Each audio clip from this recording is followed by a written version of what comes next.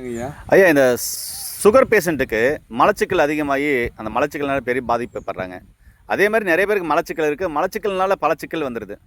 அவங்களுக்கு மலச்சிக்கல் இருக்கிறதுனால வயிறு வலி, அஜீரண சம்மந்தமான பிரச்சனை, ஒரு சில பைல்ஸ், இது மாதிரி நிறைய பிரச்சனைகள் வருது. இதுக்கு ஒரு சொல்யூஷன் வந்து பார்த்தீங்கன்னாக்கா லெமன்லேருந்து சொல்கிறேன்னு சொன்னீங்க. சொல்லுங்கள் ஐயா, லெமன்லேருந்து அப்படி என்ன சொல்ல போகிறீங்க? ஏன்னா எலுமிச்சை மரம் பக்கத்தில் இருக்குது. சொல்லுங்கள் ஐயா, இதிலேருந்து மக்களுக்கு தேவையான தகவல் என்ன சொல்ல போகிறீங்க?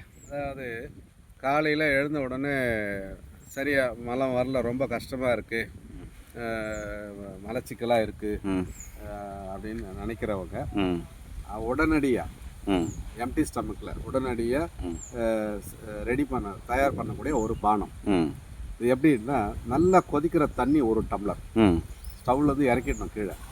கொதிக்கிற தண்ணி ஒரு டம்ளர் எடுத்து வச்சுட்டு அதில் வந்து பார்த்திங்கன்னா இந்த எலுமிச்சம்பழத்தில் பாதி அளவு கட் பண்ணி பாதி பழம் புழிஞ்சா போதும். முழு பழம் தேவையில்லை. கட் பண்ணி பாதி புழிஞ்சிட்டு 2 டீஸ்பூன் ஆமணக்கு எண்ணெய், கேஸ்டர் ஆயில், 1/4 ஸ்பூன் வந்து கல்லுப்பு, அயோடைஸ்டு இல்லாத கல்லுப்பு, அது போட்டு நல்லா கலக்கிட்டு ஒரு 2 நிமிஷம் ஆற விட்டுருங்க. அதுக்கப்புறம் வெதுன்னு குடிக்கிற அளவுக்கு பதம் வந்த பிறகு திரும்ப ஒரு டீஸ்பூன் போட்டு நல்லா கலக்கிட்டு உள்ளுக்கு குடிச்சிடுங்க.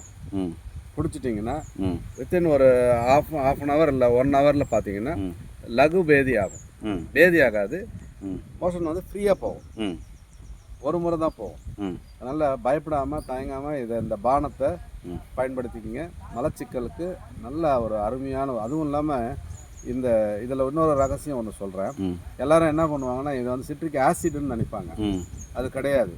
தொண்டையை தாண்டி உள்ளே போயிட்டு ஹைட்ரோக்ளோரிக்கோட உள்ள மிக்சிங் ஆகும்போது இது வந்து அல்கலைனா சுண்ண சத்தா மாறுது. இதுதான் ரகசியம்.